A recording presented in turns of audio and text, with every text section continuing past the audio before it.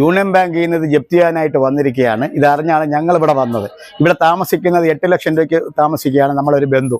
അവർക്ക് സുഖമില്ലാത്തൊരു സ്ത്രീയാണ്. ഞങ്ങൾ ഈ യൂണിയൻ ബാങ്കിന് കോടതിയിൽ നിന്ന് ആളെടുത്തും യൂണിയൻ ബാങ്കിൽ അവരോട് ഞങ്ങളൊരു 5 ദിവസത്തെ സമയം ചോദിച്ചു. 5 ദിവസത്തെ സമയം ചോദിച്ചപ്പോൾ അവർ തരത്തില്ല. കാരണം കോടതിയിൽ നിന്ന് വന്ന ആൾ 5 ദിവസത്തെ സമയം തരാൻ അവർ തയ്യാറാണ്. പക്ഷെ ബാങ്ക് അധികാരികൾ അതിന് മുതിരുന്നില്ല. ബാങ്ക് അധികാരികൾ പറഞ്ഞ് ഞങ്ങൾ ഒരു നിമിഷം പോലും തരത്തില്ല എന്നും പറഞ്ഞ് അവർ വേറെ പൂട്ടൊക്കെ ആയിട്ട് പൂട്ടയാണ്.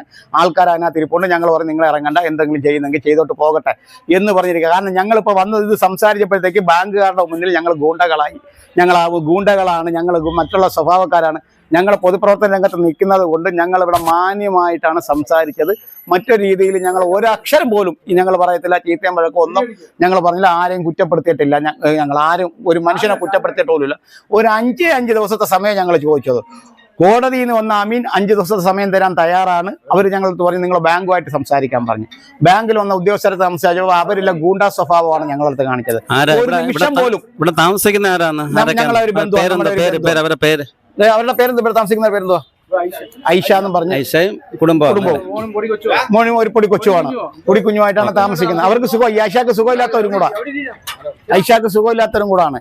ഞങ്ങളൊരു 5 ദിവസത്തെ സമയം തന്നിട്ട് ഗവൺമെന്റ് പറയുന്ന ജപ്തി ഓർഡർ നടപ്പിലാക്കാൻ പാടില്ല, ആരും വീടിൽ നിന്ന് ഇറങ്ങി കിടക്കണ്ട എന്ന് ഗവൺമെന്റ് പറയുന്നുണ്ട്. പക്ഷെ ഈ യൂണിയൻ ബാങ്കുകാർ അത് കേൾക്കുന്നില്ല. അവർക്ക് കണ്ടിന്യൂ ഇത് പൂട്ടിത്താക്കോലുണ്ടോ വേറെ പൂട്ടയാണ് ചെയ്യുന്നത്. അല്ല ഞങ്ങൾ ഗൂണ്ടാവശ്യം കാണിക്കാനോ മറ്റു ചീത്ത വിളിക്കാനോ. താമസിക്കുന്നവരൊക്കെ പുറത്താക്കി, അവരുടെ സാധനങ്ങളൊക്കെ ആയിട്ട് പുറത്താക്കി പൂട്ടി സീൽ ചെയ്യുന്ന രംഗമാണ് ഈ കാണുന്നത്.